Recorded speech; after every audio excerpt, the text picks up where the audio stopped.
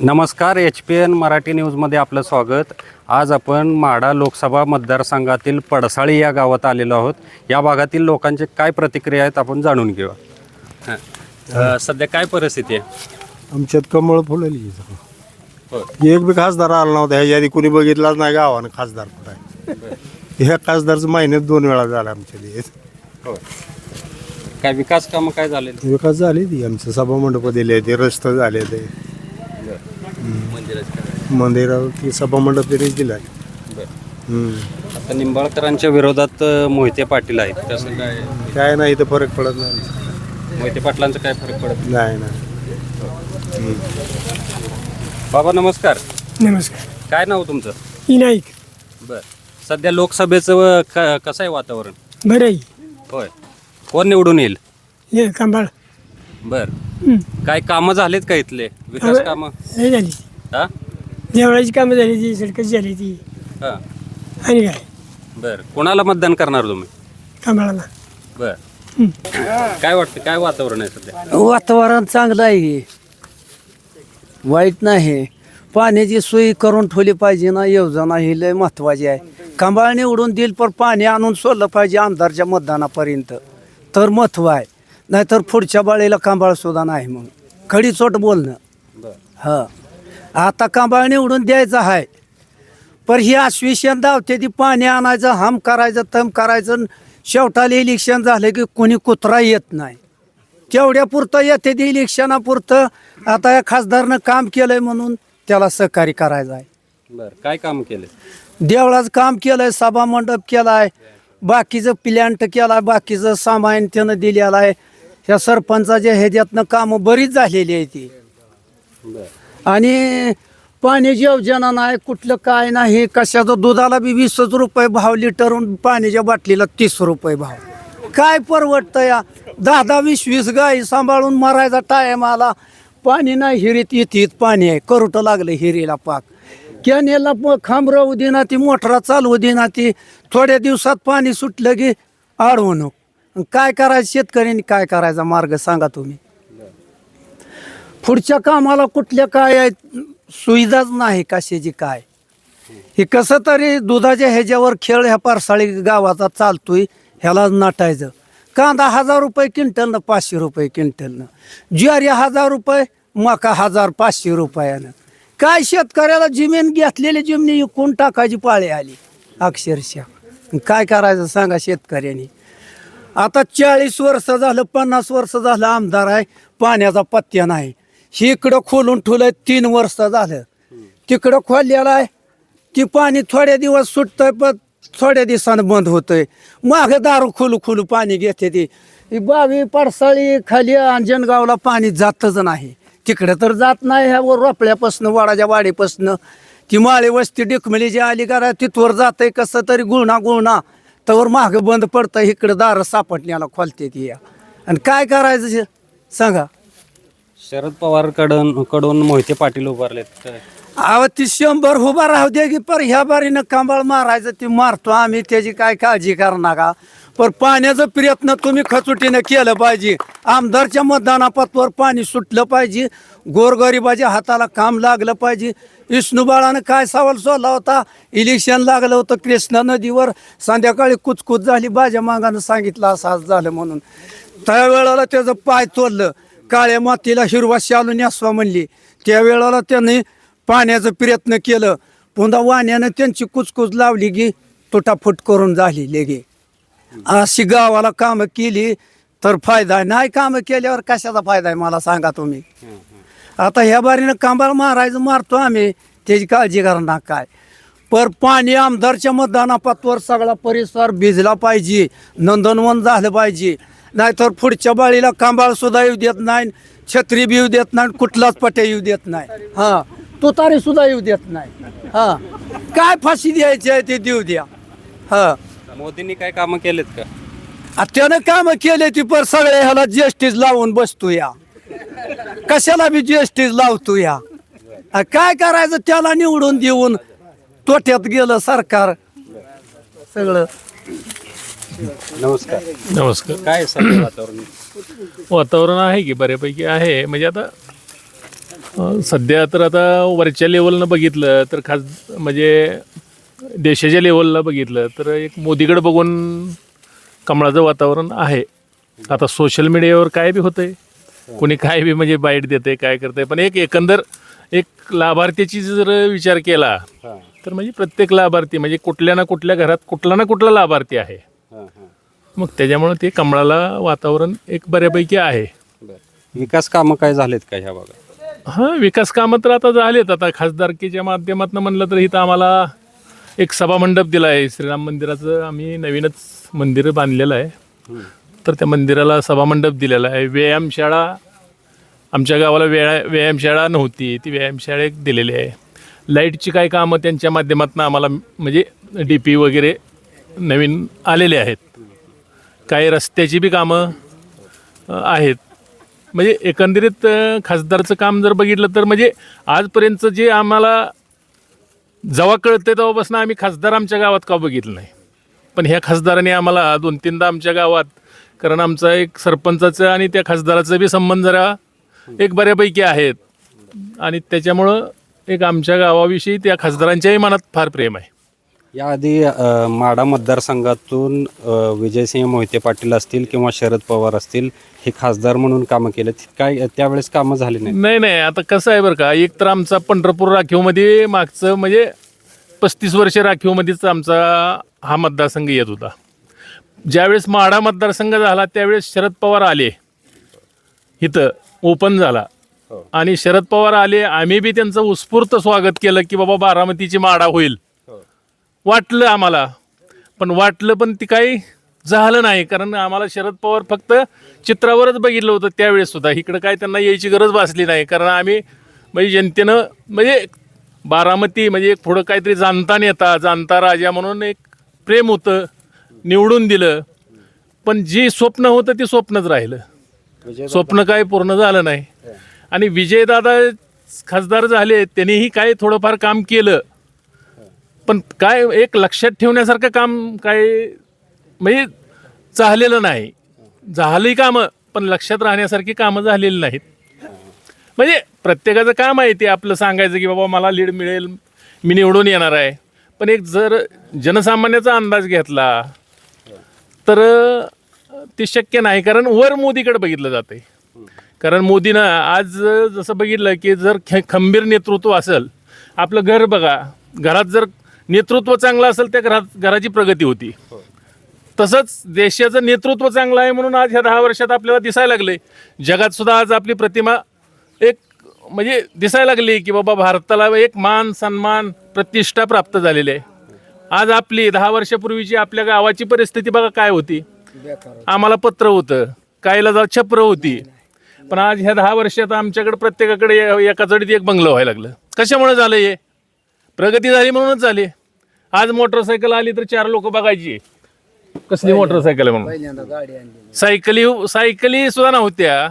मग ह्या 10 वर्षात प्रत्येक घरात 4-4 मोटरसायकली आहेत, 4-4 प्रत्येकाकडे 1-1, 2-2 मोबाईल आहेत.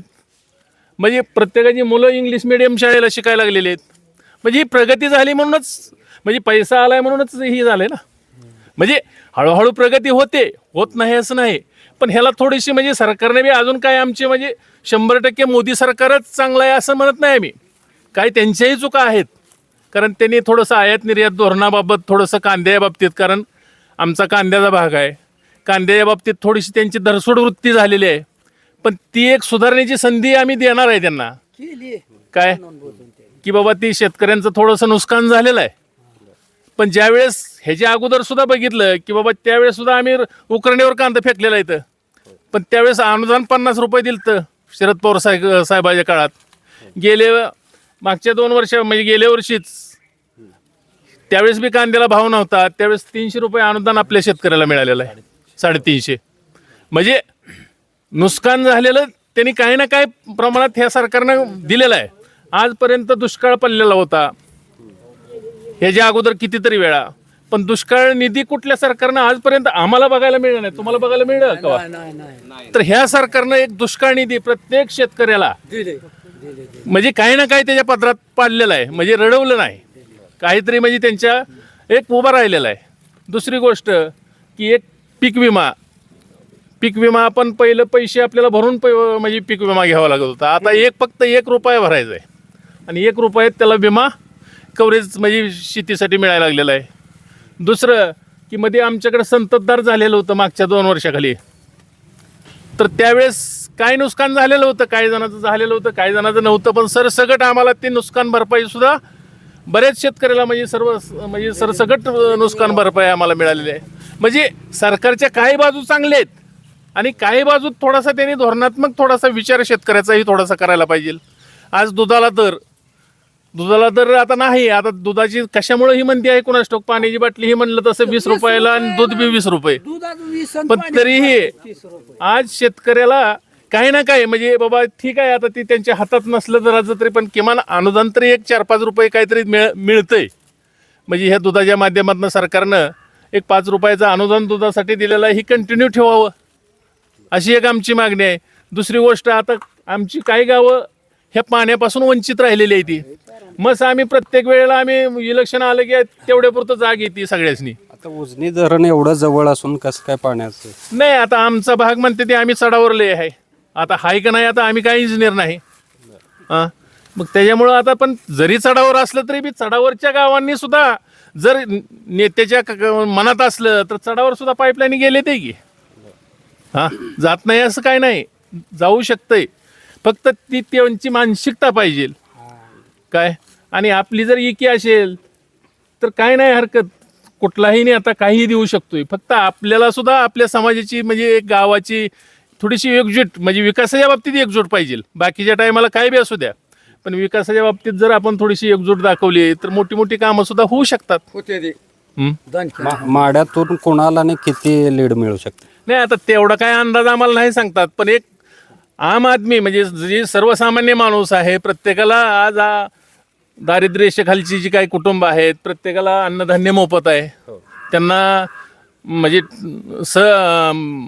जी काय घर आहे पंतप्रधान योजनेतनं प्रत्येकाला म्हणजे घराचं म्हणजे त्यांना म्हणजे लाभ मिळालेला आहे. दुसरी गोष्ट की घरोघर आज आता ह्या म्हणजे जलजीवनच्या माध्यमातून घरोघरी नळ योजना म्हणजे पाण्याची योजना हे सरकारनं आखलेली आहे. तिसरी गोष्ट की जी लाभार्थी आहेत मग कशा बी असू द्या, अपंग असेल किंवा निराधार असेल किंवा आणखीन कोण म्हणजे ते कुठल्याही लाभार्थ्याला म्हणजे आज काही ना काही त्याला मिळतंय, लाभ मिळतोय आणि पूर्ण 100 रुपये टाकलेले 100च्या 100 त्याच्या खिशात येते. ती एक फार मोठं समाधान आहे. नाहीतर पूर्वी काय व्हायचं की मिळायचं पैसे त्यावेळेस त्यातलं निम्म पैसे तर तिकडे वाटण्यावरच जायचं आणि निम्मच यायचं. तसं आता नाही, जे मिळालेला रुपया आहे तो रुपयाच्या रुपया त्या खिशात पडतोय. त्याच्यामुळे एक सर्वसाधारण म्हणजे त्या लोकांची भावना आहे की बाबा मोदीनं आमच्यासाठी काहीतरी केलेलं आहे. त्याच्यामुळं आम जनता जी आहे, आता वरची लोक काय बी बोंबलो द्या, पण आम जनता जी आहे खालची लाभार्थी जी आहेत ते 100% मत मोदीच्या मागे जाऊ शकतोय. तुम्हाला काय वाटतंय? आज तुम्ही रामनवमीनिमित्त आमच्या गावात आला आहे. जे राम मंदिर अयोध्येतलं झालं हे मोदीच्या काळात झाले. त्याच्यामुळं आम्हाला मोदी साहेबच पाहिजे दिलं आणि जलजीवनची जी कामं आहेत ती आमच्या खासदार साहेबांनी केलेत, निंबाळकर साहेबांनी. त्यामुळं कमळच येणार. शेतकऱ्यांसाठी काय ते 2000 वगैरे काय मिळतं? हो, मिळतात ना. PM किसानचे 2-2 हजार रुपये आम्हाला आता मोदी साहेबांनी मिळतात आणि शिंदे साहेबांनी बी आता 2-2 हजार रुपये चालू केले, ते पण मिळतं शेतकऱ्यांसाठी. काका काय वाटतं तुम्हाला? काय वातावरण सध्या? काय नाही, वातावरण चांगलं आहे याला कमळला.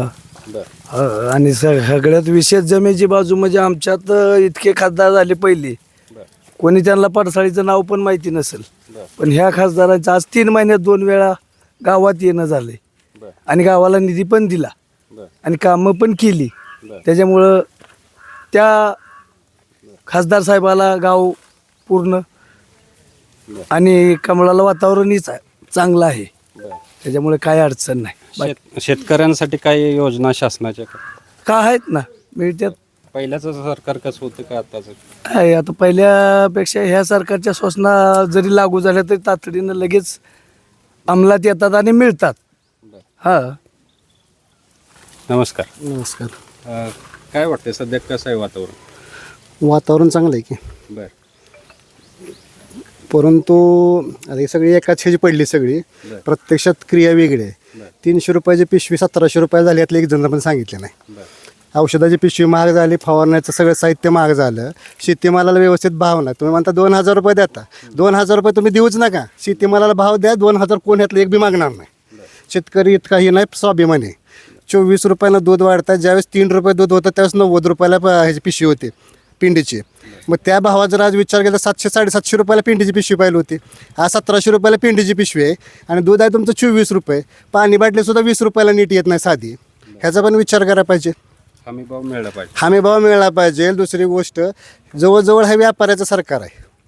जरी प्रत्येकाला वाटत असलं की ही चांगलं आहे, काय मुलं आपल्याकडे IT मधले गेलेत, बाहेर गेलेत बघा, ज्यांना शिक्षणाला 10-20 लाख रुपये आपण घाललेत. शेतीमध्ये काम करणाऱ्याला 700-800 रुपये पगार आहे आणि त्या पोरं 500 रुपयावर काम करतात. ह्याचा पण विचार केला पाहिजे सगळा. दुसरी गोष्ट, एक दिवस जर सुट्टी असते आठवड्यातून, त्या सुट्टीचा सुद्धा ह्यांनी पगार कट केली. 65,000 शाळा ह्यांनी खाजगी तत्वावर चालू करायला दिल्या ह्या मराठा आरक्षण. यात मराठा आरक्षणासाठी काय केलं ह्यांनी मला सांगा. ज्या गोष्टी महत्त्वाच्या त्या बोलायला पाहिजेत. दिलं एवढं सांगून चालत नाही. मी म्हणत नाही त्यांनी सगळंच वाईट केलं असं म्हणत नाही आम्ही. ज्या गोष्टी करायला पाहिजेत होत्या त्या केलेल्या नाही त्या. आज किती ती मराठा तरुण आहेत की रस्त्यावर फिरतात, किती तर मराठा तरुणांना आज त्यांची लग्न होई नाहीत. कारण का तर शेतीवर कोणीही आजकाल विसंबून राहू शकत नाही. आज इतकी स्थितीची बिकट अवस्था आहे आणि जर ह्याला हमी भाव असेल तरच शेतकरी सदृढ होईल. ठीक आहे, 2-4 जणांचं मी म्हणतो इमारती झाली असतील, सगळ्याच्या झाले का सरसकट? काय 4 गावाला पाणी आलं, मग का सगळ्या गावाला पाणी आलं का? जर पाणी असतं, सगळ्या सुविधा असत्या तर नोकरीची सुद्धा शेतकऱ्याला गरज नाही. पहिला महत्त्वाचा, तुम्ही एक काम करा, 2000 भीक नकोच, सदन बनवा, उलटा शेतकरी तुम्हाला काही ना काय देईल, हे ध्यानात ठेवा. आमची एवढीच इच्छा आहे. सरकार, आम्ही खासदारांबद्दल बोलणार नाही, कारण पक्षावर त्यांच्या लोक नाराज आहेत, त्यांच्यावर नाराज नाहीत. त्यांचं काम मला वाटतं बऱ्यापैकी चांगलं आहे. परंतु पक्षाचं जे काय ध्येयधोरणं आहेत, पूर्ण व्यापाऱ्याची निगडीत ध्येयधोरणं आहेत. त्यांचं शेतकऱ्याचं, नोकरदाराचं, कुणाचंही त्यांना काही देणं घेणं नाही. हे अशा पद्धतीचं हे सरकार आहे. काका नमस्कार. नमस्कार. काय वाटते तुम्हाला सध्याची परिस्थिती? सध्याची परिस्थिती गावातली तर ठीक आहे. सरपंचामुळं आणि खासदारामुळं एकंदरीत व्यवस्थित आहे. परंतु मोदीची जी धोरणं आहे ती मोदीपर्यंत पोचत असलेली असं आम्हाला वाटत नाही. पूर्ण चुकीची आहे ती शेतीविषयी. काय काय चुकीचे म्हणजे काय 2000 रुपये द्यायचं, 50,000 नुकसान करायचं आणि 2000 द्यायचं. कसं नुकसान? काय कांद्याला भाव काय आहे?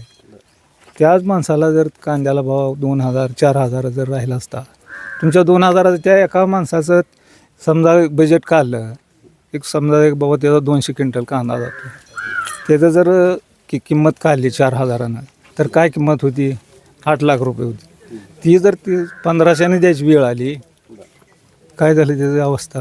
2000 देता तुम्ही, इकडं काटून घेता 50,000 नुकसान होते, तेव्हा 2 देते, तेवढं मला पूर्ण माहीत आहे. कोणत्या सरकारला निवडून दिलं पाहिजे? निवडून दिलं पाहिजे. आता वर सगळं त्यांचं चाललंय. धोरण शेतीविषय पूर्ण चुकीचं आहे त्यांचं. त्यांना मग त्यांच्यापर्यंत पोचत असेल किंवा नसेल ही वेगळी गोष्ट आहे. इतकं काय आम्हाला ते परफेक्ट माहीत नाही. तुमच्या माध्यमातूनच पोचणार आहे. तुम्ही काय करता हेच आम्हाला माहीत होत नाही तर काय करणार. आता कृषी मंत्री आपले शरद पवार होते, त्यांच्या धोरणं कसं वाटलं? त्यांच्या धोरणाच्या वेळेला मग कर्जमाफी 2 वेळा मिळाली आणि खताचं भाव स्थिर होतं. एवढी महागाई नव्हती, लोकाला जाणवत नव्हतं. नाही, महागाई वाढली. इकडं GSTचा कर शेतकरी डबल भरतोय. एक जीवनवस्तूचा खाण्यापिण्याचा नोकरदार भरतोय, शेतकरी भरतोय. आणि शेती खात्यातलं जे बजेट आहे बाबा अवजाराचं, सुतळीपासून ट्रॅक्टरपर्यंत कर्ज भरतोय का नाही शेतकरी? मग नोकरदारापेक्षा डबल भरतोय का नाही? आणि त्याची अवस्था काय आज शेतीमालाची? शेतीमालाला जर तुम्ही भाव योग्य दिला, तुमचं 2000 उद्याच्या उद्या बंद करा. ती काय गरज नाही त्या 2ची. शेतीमालाला योग्य भाव दिला पाहिजे, त्याचा विचार झाला पाहिजे. रस्त्यावर यायला लागलं आता जर निवडून आलं आणि हे जर धोरण राहिलं तर पुढच्या 10 वर्षात शेतकरी हुडकून बी सापडायचा नाही, अशी अवस्था होईल शेतकऱ्याची. नमस्कार. नमस्कार. बोला. काय वातावरण सध्या, काय वाटतं? काय नाही, काय सुद्धा अडचण नाही. बरं. भाजपला बरं. कशासाठी? काय कामं भरपूर केली, अजून काय करायला पाहिजे? काय काय केलं? राम मंदिर झालं, 370 कलम हटवलं, सगळं टोटल ऑनलाईन केलं. जे पैसे 10 रुपये केंद्रातून आलेलं किंवा महाराष्ट्रात आल्या डायरेक्ट खात्यावर गेलं. पहिलं हे रुपया जात जात जात फक्त 10तला 1 रुपया मिळायचा ना. हां, त्यामुळं काय अडचण येईल असं वाटत नाही. हाय थोडं 1-2 जर चुकीची आहे म्हणून एवढी मोठी शिक्षा देणं चुकीचं आहे ना. शेतीविषयक आहे मान्य आहे, थोडंसं आहे नाराजी, पण एवढी मोठी शिक्षा त्यांना देणं चुकीचं आहे. बरं करायचं कोणाला? मोदी नसताना पंतप्रधान कोणाला करायचं सांगा? कोणाला करता? तिथं गुडघ्याला 18 जण आहे ती, कोणाला करायचं? राहुल गांधींचं नाव येतंय समोर. अहो नाव मान्य की 3 टर्म ऐकतो की आलं म्हणजे काय झालं? अहो त्याला खासदार लागते, पंतप्रधान व्हायला खासदार लागते. ह्यांचं 100 जेव्हा आखाडाच आहे ना, कसं करायचं त्यांना? अब की बार 400 पार म्हणतात काय? अहो 400 जर नाही पार झालं तरी सरकार येते त्यांचं. हां, 400 पारचं काय मी सांगू शकत नाही, पण हां फक्त हाय नाराजी आहे 2-3 जिल्ह्यात महाराष्ट्रात हाय शेतकऱ्याची नाराजी. आमचं बी नुकसान झालं मान्य, पण तेवढी मोठी शिक्षा आम्ही देऊ शकत नाही. मतदान कमळाच करणार. शेतकऱ्यांना काय भाव वगैरे मिळालेत का? आता बघा शेवटी कोण जर आहे तर शेतकऱ्याचं कोणीच बाजू घेत नाही. आता उगं म्हणायचं शरद पवार चांगलं, मग त्यांना का निवडून दिलं नाही? शरद पवार चांगला आहे तर कसं आता दिलं नाही त्यांना? मान्य आहे कृषी मंत्री होतं, सगळंच केलं त्यांनी, पण का त्यांना जनता त्यांच्या मागं जाईना? काय इकडे आहे काय जनता? जिथं जनतेला काम चांगलं दिसेल तिथं जनता जाणारच आहे. हां, ह्या आधीचे नेते काय पाण्यासाठी काय केलेत का गावात? अहो पाण्यासाठी का ही कॅनलमुळे तर हे पडसळीची सगळं पिकं आली ती, आणि भगवंताने योजना आणलेली आहे ती, आणि अजून बी चालू आहे ती. सगळं 70% गावा भिजलंय त्यानं. राहिलंय किती आता? 25%. पण त्याचं मागा सांगितलंय त्यांनी की बाबा 25% गावा बी आम्ही राहिलेलं ह्या तळ्यात पाणी आले की संपूर्ण गाव भिजते.